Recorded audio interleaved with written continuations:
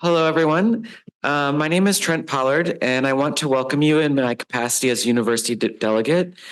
Before this afternoon's conversation begins, I want to remind you that in addition to turning off your cell phone ringers, please remember that a core value here at Columbia is to enable the free exchange of ideas.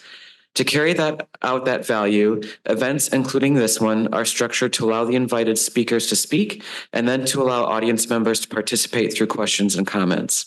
For this reason, our university rules fully support the vigorous sharing of different viewpoints, but do not permit the interruption of speakers. Thank you and enjoy the talk.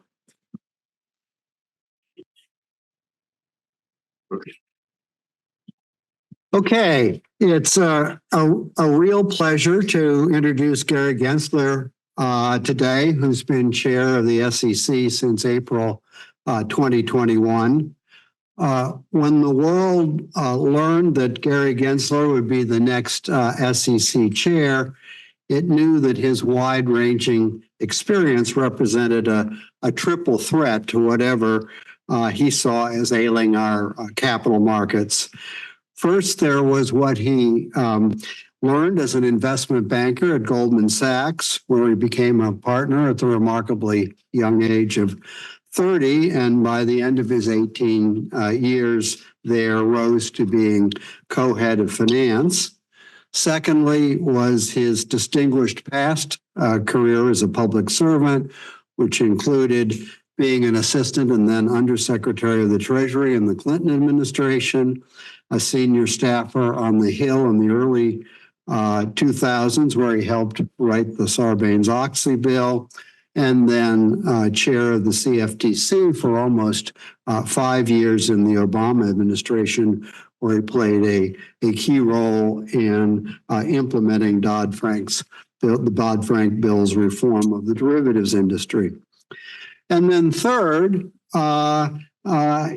we know him as a thoughtful academic in his role as a professor at MIT's Sloan School of Business, where he's done important work in mutual funds, digital assets, and fintech more generally. His time at the SEC has been an exciting one, to say the least. Among other things, there have been, in terms of enforcement initiatives in the area of digital assets and shadow trading, in the rulemaking area, initiatives in the areas of climate disclosure, and in part prompted by the meme stock phenomena market structure. He's also used his bully pulpit as chair to raise concerns about matters like how AI can influence the workings of the capital markets. So we're all anxious to hear what Chair Gensler has to say to us today. And after the chairman's address, he's agreed to take questions from the audience, and I'll officiate that. So, Chair Gensler. Well, thank you so much, Merritt. And I always need to start with this customary, I note my views are my own as chair of the SEC, and I'm not speaking on behalf of fellow commissioners or staff. Having gotten that out of the way, today is really about honoring Jack Coffey, a leader in securities law scholarship and policy. I hope Columbia one day might invite me back, though, to celebrate your career, Professor Fox. A little bit of a caveat inviter, if I might say, though. At the SEC, we are merit neutral. But all right, Merritt. Look, that was very kind of you to say triple threat.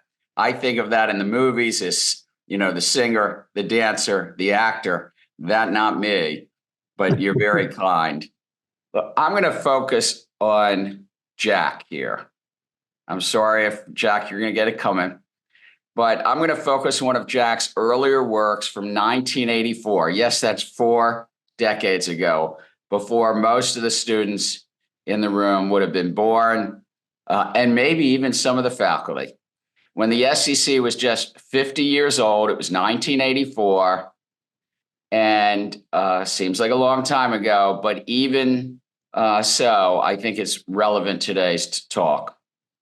I was working on Wall Street at the time. I was in my 20s.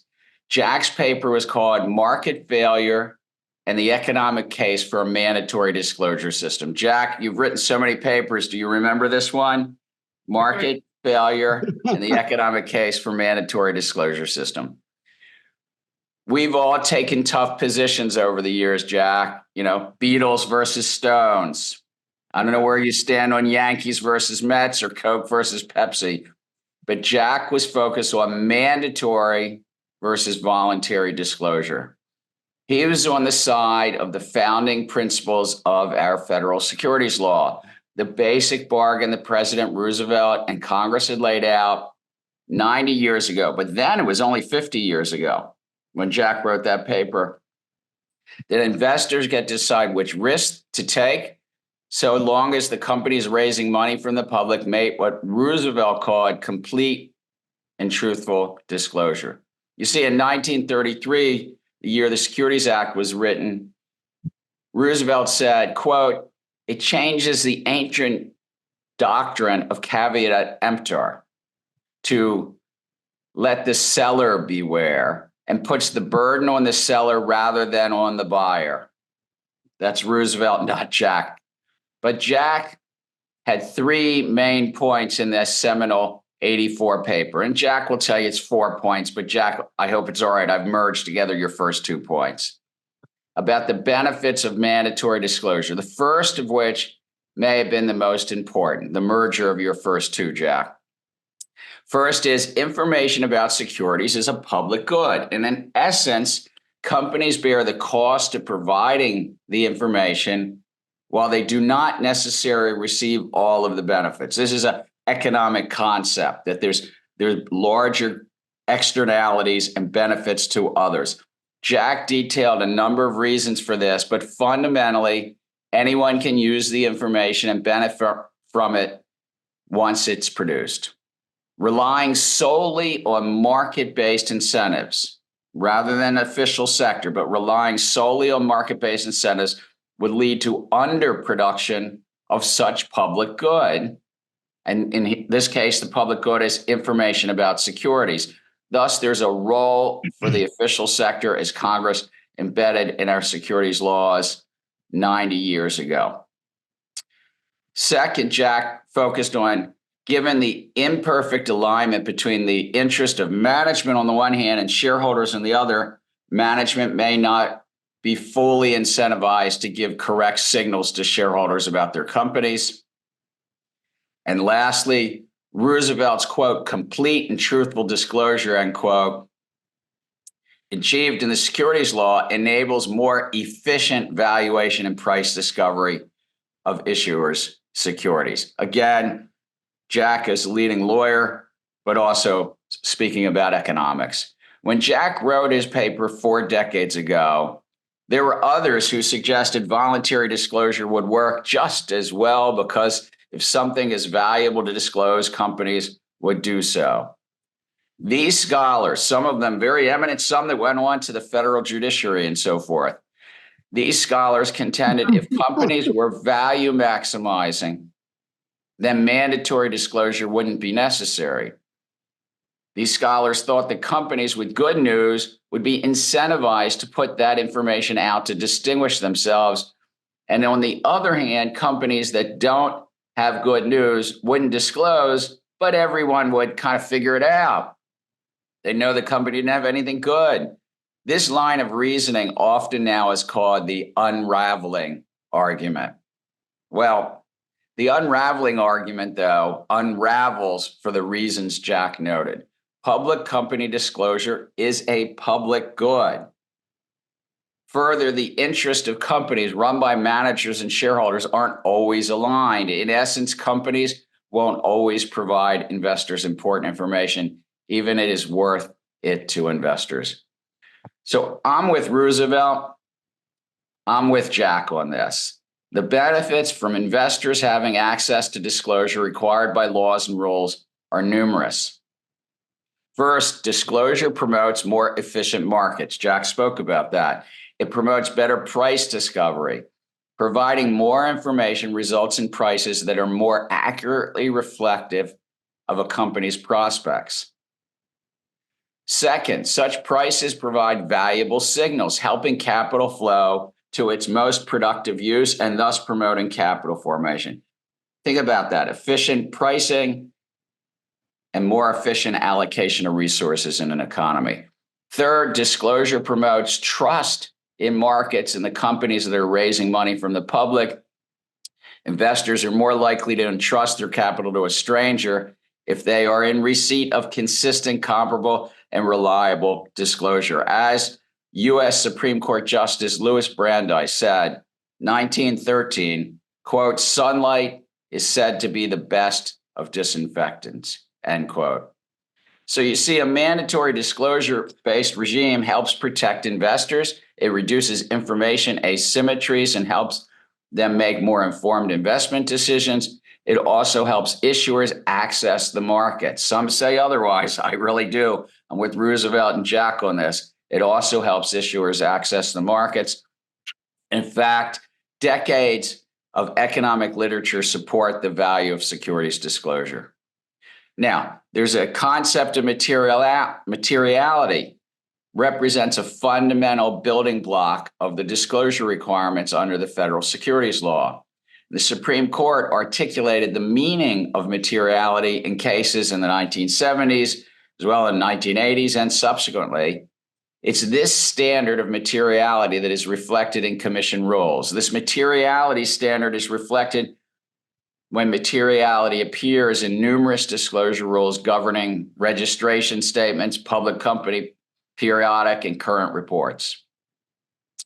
In the 90 years since Roosevelt described the intent of the federal securities laws, and the 40 years since Jack's paper, the core benefits of mandatory disclosure-based regime, they haven't changed.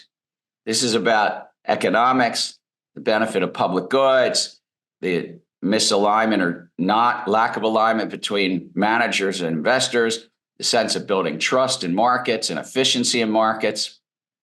That hasn't changed. Technology, business models, and risk, however, do change. Thus, what investors find important to their investment decisions can change over time. That's the essence of materiality. A reasonable investor finding something significant in the total mix of information, making an investment decision, a buy, a sell, or a vote. To that end, the SEC has updated from time to time the disclosure requirements underlying the basic bargain, and when necessary, provided guidance with respect to our disclosures requirements. We did so in the 1960s, before Jack's paper, when we first offered guidance on disclosure related to risk factors. We did so in the 1970s regarding disclosure related to environmental risk. We did so in the 80s. The agency adopted so-called management discussion and analysis. We did it again in the 1990s when we required disclosure about executive compensation, and in 1997 regarding market risk. So we've just done this along the way as investors making investment decisions found something else significant in their decision making. Of course, there was lively debate about each of these disclosure requirements. Today, though, they've become integral to our disclosure regime, and it's hard to imagine investors not having access to them. And just as we've done this in the past, these last 2 years, we've adopted rules providing investors with disclosures on emerging risks like climate risk, like cybersecurity risk. We've also adopted rules with regard to capital raising technologies like special purpose acquisition companies, and an age-old topic, executive compensation.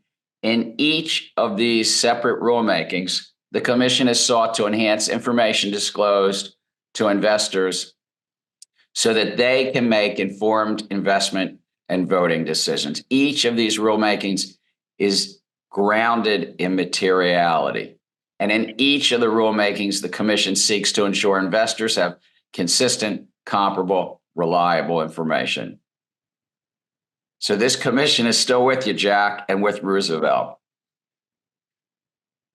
Let me talk about each of those very briefly. Look, already today, 90% of the top 1,000 companies by market value, measured as the Russell 1000, are publicly providing climate-related information, though that's generally in sustainability reports outside of their filings. Further, nearly 60% of those top 1,000 companies are publicly providing information about their greenhouse gas emissions. And why are they doing that? Because investors ranging from individual investors to large asset managers have indicated that they are making decisions in reliance on that information. It's in this context that we have a role to play. We, the SEC, have a role to play with regard to climate-related disclosures. Our agency, the SEC, though, was set up to be merit neutral. Back to you, Professor Fox. Merit neutral. Thus, the SEC has no role in climate risk itself. Agnostic, as we are agnostic on other risks, as we are agnostic on how companies manage those risks. But we're not agnostic about bringing consistency, comparability, decision usefulness to the information that investors are already using to make these decisions. Thus, earlier this month, the Commission adopted rules, not just guidance, and ones that require disclosure to be filed in annual reports and registration statements, not just posted online. These rules enhance the consistency, comparability, and reliability of disclosures. And the final rules provide specificity on what must be disclosed, which will produce more useful information than what investors see today. We also did some things around cyber risk. Again, merit neutral. Increasingly, cybersecurity risk and incidents are a fact of modern life. And when material incidents occur, again, the focus on materiality, they can have a range of consequences, including financial, operational, legal, and reputational. Thus, last year, we finalized rules that enhance and standardize disclosure to investors with regard to public companies' cyber practices, as well as material cyber incidents. The rules require periodic disclosures regarding companies' risk management, strategy, and governance with respect to cyber risks. This will help investors more effectively assess these risks and make informed investment decisions. And the rules also require disclosure of material cyber incidents, which will help with price discovery. Whether a company loses a factor in a fire or millions of files in a cyber incident, it may be material to investors. Think of it. Our lives have changed, but the fundamental underlying thing is the same. It remains important to the capital markets that the public good of the information getting out there on material risk, whether it's a factory that burns down or millions of files stolen in a cyber hack. We also had some new technologies in capital markets. You might know them as special purpose acquisition companies, or SPACs. Well, in January of 24, we finalized rules that will better align the protections investors receive when investing in SPACs with those provided in traditional IPOs. The federal securities laws provide a range of protections to investors in traditional IPOs through disclosure, marketing standards, as well as gatekeeper and issuer obligations. The SPAC rules ensure that similar protections apply to investors in these non-traditional IPOs as much as they do in traditional IPOs. Just because a company uses an alternative method to go public does not mean that its investors are any less deserving of these time-tested protections. IPOs are IPOs. And as Aristotle once said, sorry, Jack, if I'm not quoting you, as Aristotle once said, treat like cases alike. Whether you're doing a traditional IPO or a SPAC target IPO, SPAC investors are no less deserving of our time-tested protections. The rules become effective in July of this year. Now, one area that the SEC has promulgated rules over the decades is around executive compensation, the disclosure around it, and some rules of the road around it. And we adopted a number of rules in 2022, taking on unfilled mandates from Congress, embedded in that law from 14 years ago called Dodd-Frank. For instance, we adopted rules requiring companies to make clear disclosures to investors on the relationship between a company's executive compensation actually paid and the company's financial performance. It helps investors understand which factors may influence the compensation of its executives.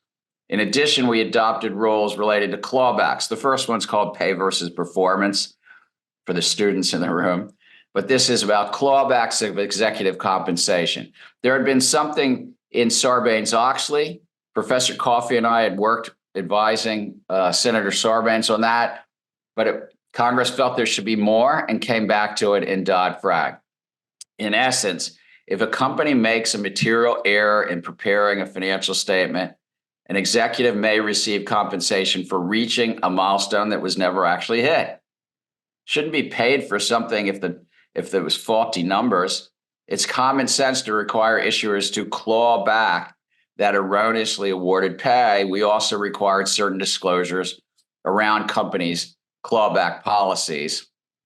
Under the new rules, the stock exchanges had a role. Congress said they should adopt new listing standards related to clawbacks. All of that happened, came into effect last December of 23. Look, a few months shy of the SEC's 90th birthday and 40 years since Jack's paper, there still are those who would like to whittle away at the SEC's disclosure regime. To those who seek to reduce information available to investors, I still stand with Franklin Delano Roosevelt and with the tenets of Jack Coffey's paper from 40 years ago. You see, the 1920s didn't have federal disclosure requirements. The markets were rife with fraud, manipulation, and abuse. And what happened? Investors got seriously hurt. And I would say also issuers got hurt. That long, tough period in our nation's history. And there was a loss of confidence in the integrity of our capital markets, and the markets imploded. Some voices today are calling for further expanding the exemptions to our core 1933 and 1934 Act rules requiring registration of public offerings and ongoing disclosures. There are participants in the crypto markets, for instance, crypto securities markets that seek to avoid these registration requirements. No registration means no mandatory disclosure. That's what's going on here. Many would agree that crypto securities markets could use a little disinfectant, if I can go back to Justice Brandeis. Think about it. Disclosure allows investors to make their choices, but they get the benefit even when there's maybe a misalignment between management and investors' incentives about sharing that information. It becomes a public good. It helps markets. It helps promote trust. That's not what we see today in the crypto markets. Roosevelt's views have stood the test of time, in my opinion. Jack Coffey's views from that 84 paper have stood the test of time. Full, fair, and truthful disclosure helps protect investors, lowers cost of capital for issuers, promotes efficiency and trust in our markets. And that's good for investors. That's good for issuers. I think it's good for our economy. So I thank you. Glad to take some questions. Jack, I hope it's all right that I was picking on your paper from 84.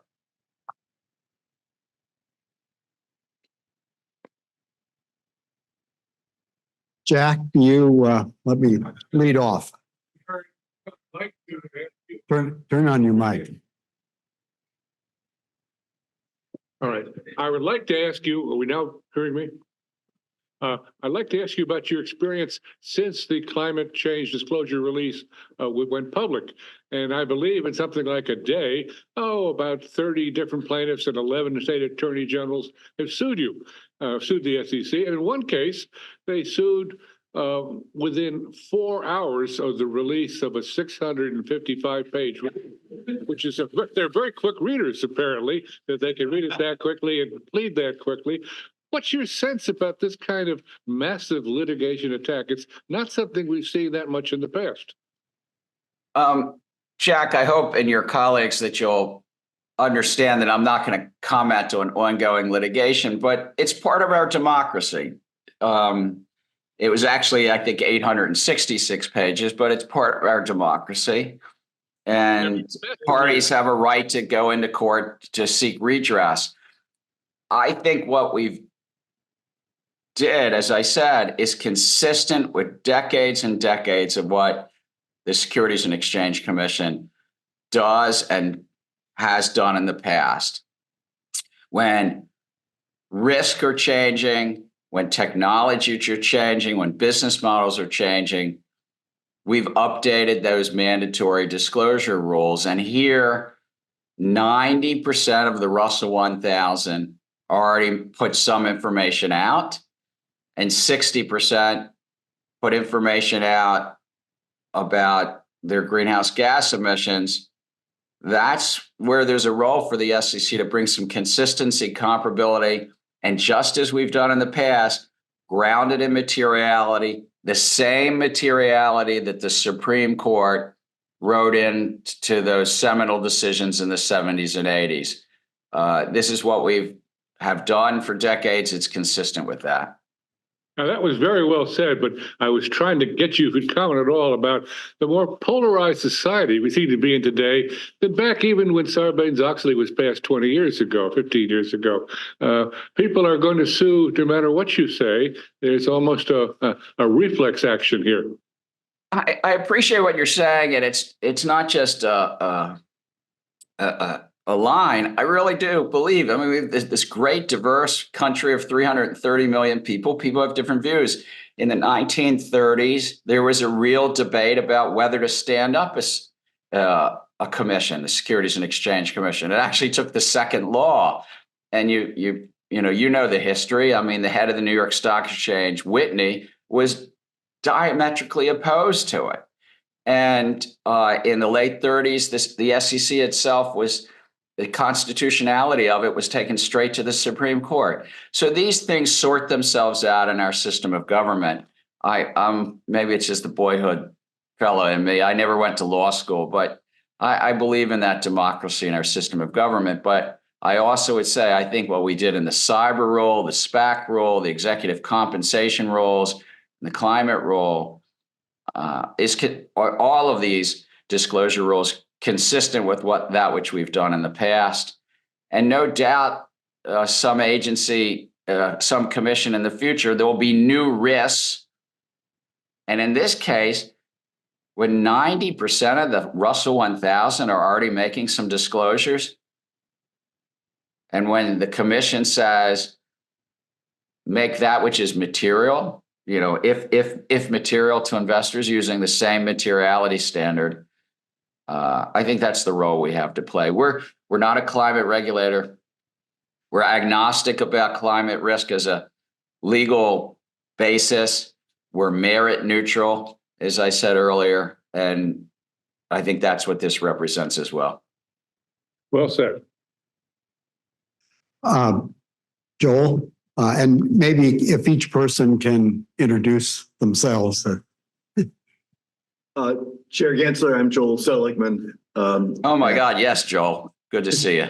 I don't know if you have to refer to me as a god. You're the god here. Or No. Jack.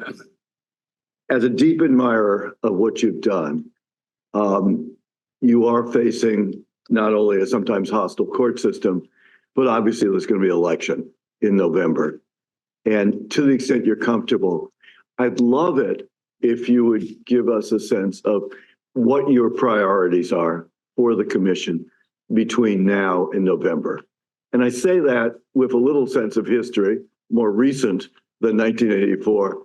I'm well aware that, for example, Chair Clayton pushed through some exemptions to the Securities Act and some significant changes in the disclosure system at the very last minute before the November 2020 elections. I'm not asking you to replicate what he did, but I know you have a clear sense of strategy and history. What would you most like to accomplish? Well, Joel, some of that sense of history is from reading your books. Look, I think it's a real privilege to serve. I've been honored to serve 3 presidents and also at the Maryland state level, I've served chairing a commission. I think of it as every day, what can we do for the American public, but that which we can do that's sustainable, that survives court challenge, that which doesn't, not only is a missed opportunity, but also has a risk of collateral ramifications. The courts could reinterpret age-old laws. I think that we do think a lot about how the courts interpret our laws. So it's not just as the black letter written by Congress, but how courts interpret it. So we take that very much into mind and seriously. In terms of a 4-year term, and you're absolutely right, it could just be 4 years, or I guess 3 years and 8 or 9 months, because I came in April. We laid out an agenda early on, 50 or 60 proposed projects. We were public about it, put it on what's called the unified agenda. We proposed most. There are a few we haven't gotten to, but we've proposed most. We've adopted, I think, 37. It is true that 7 or 8 are being challenged in court. I would count the other 29 as successfully done, but they still have to be implemented. So if I might, it might not be what you had thought, but a lot of this year is also about implementation on things like we're going to one-day settlement May 28th, T+1, so to speak. Very important thing in our capital markets. Shortening. Time is money, time is risk, shortening that. We've money market fund reform, treasury market fund reform, all of which have been adopted, and just making sure those get implemented well. But we do have these 15 or 20 things that we've proposed and not yet adopted. Some rules still remaining around the equity market structure. One key one around treasury platforms, trading platforms, a suite of rules around cyber for broker dealers, investment managers, and the like. And so we'll move through these, not against a clock, but just when the staff and the commission is ready. We found consensus within the law and within the economics, and always with an eye to the administrative record. I know that might sound just by the book, but that's what we're trying to do. Jeff? Hi, it's Jeff Gordon from Columbia. So you spoke about materiality as the test and what investors want, both in their investment decisions and voting decisions. Now, surely there are many investors, many significant investors who would want, when it comes to voting and investing, the information that is contained in the so-called Scope 3 disclosures that are not included in the current proposal. So if materiality measured by what investors want is the touchstone, then how does that fit with the limits in the climate change related disclosures that are in the current rules? So I'm going to try my best not to dive into something that's, as noted earlier, is in front of courts. I think the Eighth Circuit got won the lottery, I guess. And sort of step back a second. We look at the law. What's our legal authorities on anything we're doing? We look how courts interpret it. We look at the economics, and we keenly look at the administrative record. We got 24,000 comments on the climate rule, about 4,500 unique comments, a big, robust comment file. And so I would say on the 37 rules that we've adopted, it's rare that we don't make changes, modifications. And it's generally because we hear from the public, whether it's something like climate with 24,000 or some rule that we get 50 or 100 comments. We hear from the public and we reconsider the cost and benefits, the economics in light of the law. And materiality is one key component, I agree. but we also take into very consideration the cost and benefits. And I will say this, even at proposal stage on the climate rule, we took a layered approach with regard to these greenhouse gas emissions. And yes, we reacted to commenters. I think it was the right thing to do. Our remit is about public companies. There's 6,000 or 7,000 public companies, as contrasted to the hundreds of thousands of small, medium-sized enterprises and farmers and ranchers and so forth. We heard from a wealth of individuals that were not public companies, and we take those comments into consideration as well as to whether this proposed rule would have had an effect on them. I hope that helps. Yes. Can you hear me? I'm Bill Alpert, a student of Jack's class of '84. Hey, Gary. So Did he make you read that paper back in '84? he did, and he actually encouraged my foolish career choice to go to Barron's, where I've been hounding you recently, if you may recall. So on the 7 or 8 rules that are being challenged in court, maybe you or someone in the audience can help me understand what might happen if there's a change in administration. Can they just stop defending rules that are being challenged, or otherwise kind of stand down and let the attacks knock them down? I'll let others in the audience do that. I would say that the staff and the commission feel quite confident in the work we did, and we're going to continue to represent the commission well in court on these 7 or 8. I can't speak. Elections have consequences. Democracy is got consequences. I stand with that too, by the way, not just with Roosevelt and Jack, but with democracy. But the lawyers in the room could better answer that question. All right, Jackson, good company. Josh? Hi, Gary. Josh Schmitz, Columbia.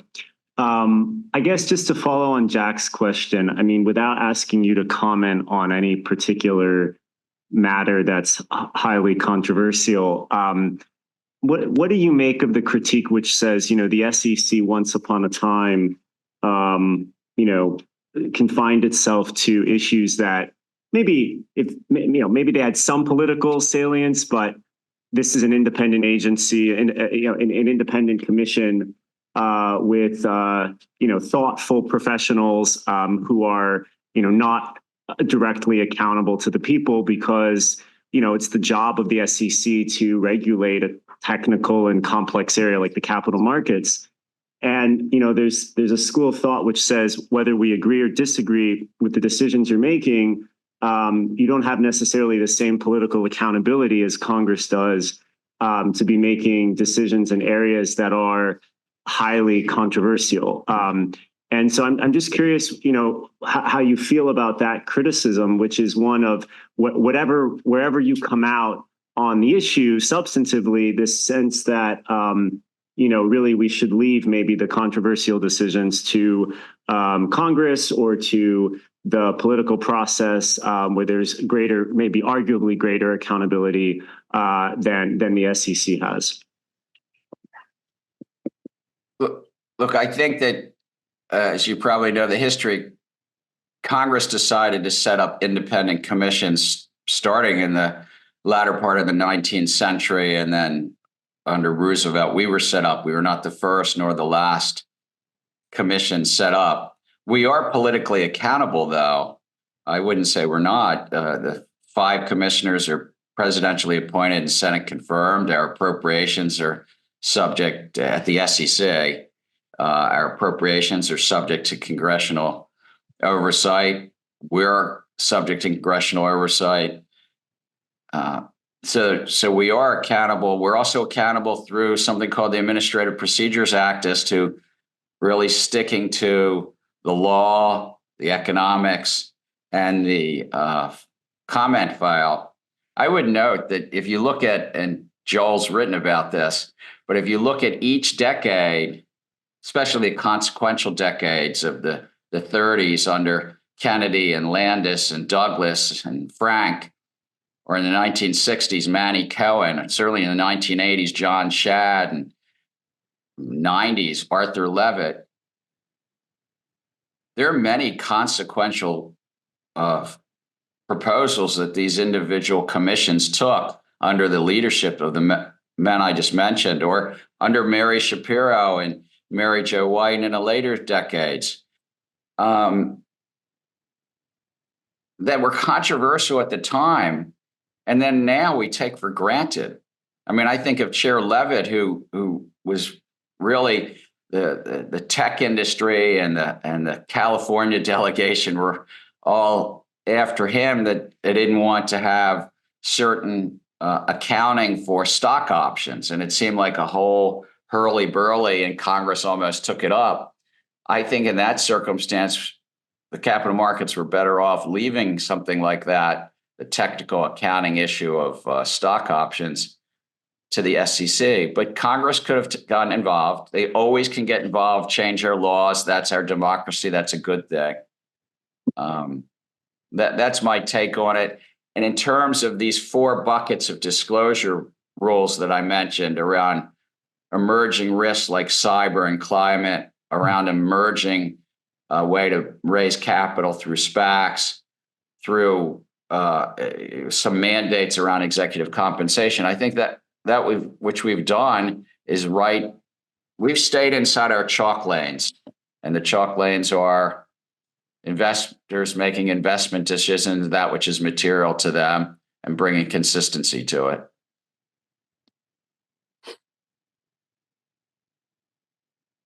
Other questions? Yes. Georgiev Emory. Chair Gensler, I'm curious what you make of the global push for developing sustainability accounting standards in the European Union, as well as under IFRS. And those are much more extensive than what the SEC is doing. And they also will most likely apply to a number of US companies. So is the relevance of the disclosure system in the United States under threat, given the much more expansive disclosure requirements that we're seeing overseas? Our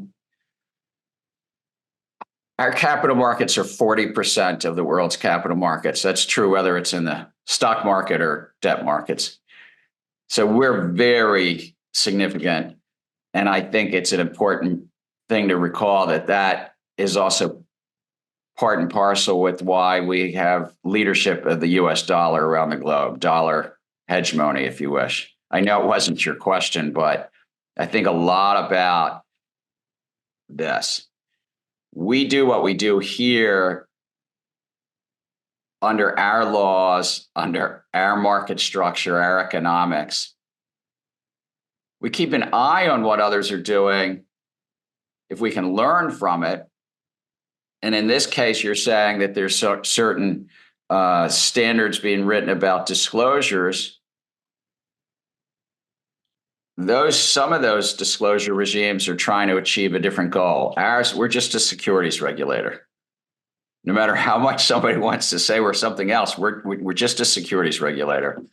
And some of those other regimes around the globe are trying to achieve other goals, in Europe particularly. Lastly, I would say this. I think it's important to understand that, as you said, some U.S. companies will have to comply with other jurisdictions' reporting requirements. And as we note, sometimes that will change an economic baseline, but it doesn't drive anything. And for now, we just stick to what we do here in the U.S. based on our laws, our economics, our markets. Yeah, Jonathan. Hi, Gary. It's John Zitnick at Georgetown Law. One of the interesting things about the climate rule is with other rules in the past, I get the sense that there was more ability to piggyback off of what others have done. So rules based on accounting where there are already well-established accounting standards, and the SEC can sort of rely on very well-developed standards from others. A sense I've gotten with the climate rule is it's much more the Wild West. Of course, firms voluntarily disclose things. There are if you want Wild West, the Wild West is crypto. That's the Wild West. That's where a lot of companies are not complying with the law. That's a place where I don't think a lot of people in that field believe in Roosevelt or Jack Coffey's view about the importance of material mandatory disclosure so investors can actually get what they need. I'm sorry, with all respect, that's the Wild West. This is not that. This is just thousands of companies around the globe are making disclosures, and securities regulators like us have a role to bring some consistency to it. Right. Yes. I'm sorry, it's actually more boring than it looks. Sorry, with respect, I've spoken with some of the people who calculate emissions, who do the auditing, and this is from them. This is challenging. And I'm not trying to challenge the rule. I'm a big fan of the rule, actually. But it seems like there are struggles when there's something that is just less well-developed territory. I recognize that this is not crypto, which I agree has its own challenges. Yeah, I would say this. New risk emerged in our economies and our markets. That's to be expected. It was expected in the 1930s. I'm sure Jack thought about it in the 1980s. We're in the 2020s. It will be true in the 2060s. And an agency like ours needs to observe that which is happening and how investors are making decisions. If investors are making decisions on new emerging risk, material risk, then the SEC has a role, as we did in the 1970s when we first wrote things around environmental disclosures in the 1970s, 50 years ago. But again, as we do in a number of our releases, whether it's management discussion and analysis, risk factors, or on this recently adopted climate rule, we don't prescribe how to manage the risk. We're agnostic about the risk. It's about disclosures and it's about materiality. And companies decide how to manage, and they also make determinations as to whether it's material. Yeah. Hi, Madison Condon. I'm from BU Law. My question is less about the SEC and more about the PCAOB, the Public Company Accounting Oversight Board. And just as you see critical audit matters changing with respect to climate change and especially physical climate risk, do you see an acknowledgement within the practice or within the regulatory industry of a different need for substantive skill set? So it's sort of shifting away from sort of standard quants to people who have a better understanding of science and physical risk manifestations. And if you've witnessed that change. I'm not sure I follow the full question. Are you talking about the auditing profession, or are you talking about the talented staff at the PCAOB? I guess I mean both. I mean, I see like a growing number of critical audit matters where, for example, the PCA or where the auditors themselves flag that they don't really have like the skills or the information to assess like future wildfire exposure, but they recognize that it's an extremely important growing risk within the utility. Do you see a role for the PCAOB to provide guidance to the auditors on those types of matters about like literally skill sets?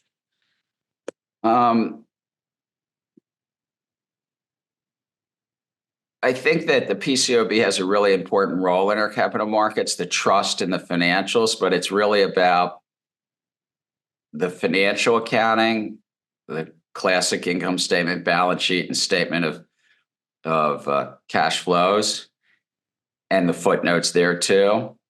I think it's less of a role to the rest of the disclosures, but I do think the PCAOB has a critical role generally in that regard, in inspecting the auditors, setting standards to do so. It's one of the reasons why this current PCAOB board is working to update some of the standards. You know, one thing that Professor Coffey and I worked on together was advising Paul Sarbanes 22 years ago. And there was a decision it had to make, the senators and the House members had to make, was what would be the first set of standards. And there was a provision in that to allow the PCAOB to adopt as interim standards, with the key focus on the word interim, the current standards for auditing, which were written by a trade association, the AICPA. Well, lo and behold, 22 years later, most of those interim standards are still there, and they're interim standards. And so I'm really applaud Chair Williams and the board there trying to at least look at each of those and update them. That's what they're focused on right now, updating those standards. But not that which you were saying about science or it's accounting and auditing. That's their remit. Yeah, Eric? Hi. My name's Eric Orts. I'm at the Wharton School. And I have a question that's following up on... Eric, I like that. I went to Wharton. Yeah, well, thanks for shouting that out. The question I have, and you're invited back whenever you would like to come. The question, I'd like to follow up on the line of questioning about the climate material. I thank you. The ethics people would say that I can't pursue any of that. I'm in a government job right now, but I thank you for the compliment. Or did you mean back as a student? Either way you would like to come. You're being, Columbia didn't like this interaction, and you're being taken off the screen. Anyway, my question is, can you hear me? Yes. Yeah, my question goes to, and I can see that you might not be able to answer this question because it goes to the climate materiality discussion. And the question is probably right, but you can ask it anyway, and I can defer. Anyway, in your discussion, you describe materiality in a way that I would agree with, and I think many people would agree with, as what investors want to hear, what reasonable investors would want to know.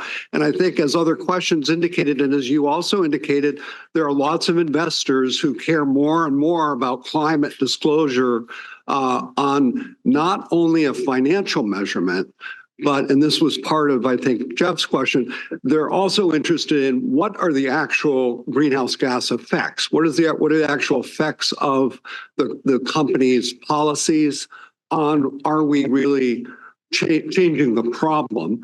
And I wonder if you're willing to discuss whether your understanding of materiality might be becoming broader than purely a financial measure of materiality for a company, but also including maybe some dimensions of what the Europeans call sustainable materiality or double materiality. And I'm not asking you to kind of go into that, but just whether our definition of materiality may change as investors are considering non-financial dimensions of that include the climate performance question. Look, I think I can help by saying the definition of materiality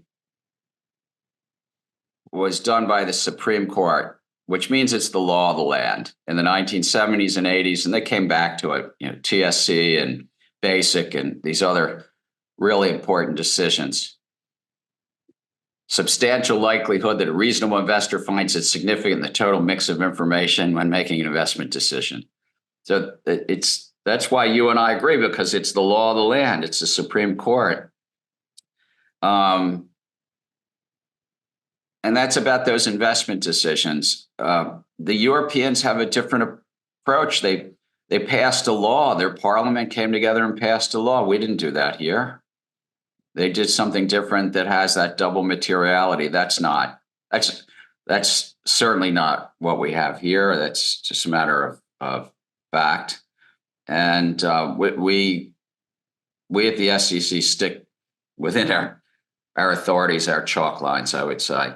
It's the Supreme Court definition, materiality, nothing more, nothing less. Oh, Bill Alpert. Yeah, hey, to kind of return to Jack's work, how's the commission done, do you think, in bringing enforcement actions against executives and gatekeepers like lawyers and auditors? It's an important part of our remit, along with various bars from practice in front of the commission for lawyers and accountants. And again, following the facts and the law, we do it from time to time. We've had a number of cases, particularly around auditing firms and auditors themselves in the SPAC field that I mentioned earlier. We had some against a large accounting firm in the People's Republic of China. And it's important. There's a public trust. And I think, I mentioned the laws from the 1930s. The SEC is largely disclosure-based, but Roosevelt and Congress didn't stop there. They also had various provisions about the gatekeepers, the underwriters, the accountants, and subsequent, particularly in Sarbanes-Oxley, added some things about the lawyers. There was also things from the 1930s about corporate governance, which have been updated over the decades. And I actually did one of these little office hour videos that we put out on that today, on what we've been doing on corporate governance as well. So it's in that context. I don't know if we're ready for a wrap, or you want to take one or two more questions and we might wrap. Yeah, Bob. I have Bob a Leaf. question. I want to go back, if I could, to the Wild West, because I'm very interested in that. Crypto. Now, the SEC has proceeded against FTX, and in your prior position at the Commodity Futures Trading Commission, I do believe they also proceeded against FTX, the issue being whether it's a security, crypto. Any further thoughts on that subject? One, the CFTC is a great institution. I mean, I love the CFTC. Chair Shapiro and I have both been honored to chair the two, CFTC and SEC, and Mary and I talk about it from time to time. Number two, I think there's a role for each of us. We're a securities regulator. And back to the Supreme Court again, the Supreme Court writes the law of the land. And as Justice Thurgood Marshall wrote in the Reeves opinion, if I recall it, that Congress painted with a broad brush and made it a flexible decision as a determination as to what is a security, but it's in essence goes back to this Howey decision of the Supreme Court in the 1940s about whether you're raising money from the public, and the public, whomever that public is anticipating profits based on the efforts of others. Well, look at the 15 or 20,000 tokens in the crypto field. You can find websites, you can find Reddit accounts, you can find Medium posts. People call themselves the CEO of this or the chief technology officer of that token. The investing public is investing based upon the efforts of some group of entrepreneurs that they're following.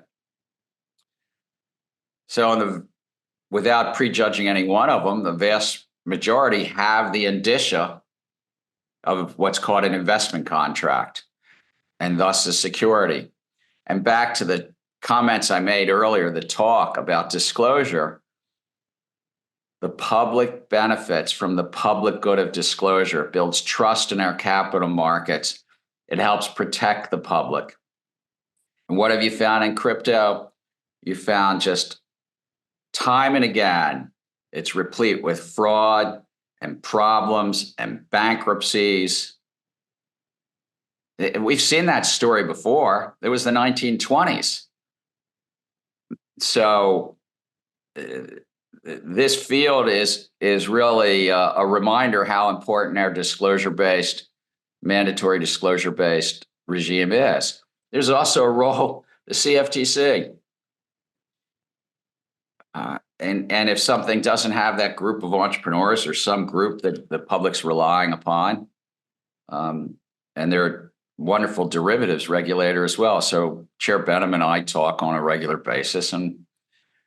But this is a field that's also has not been terribly compliant with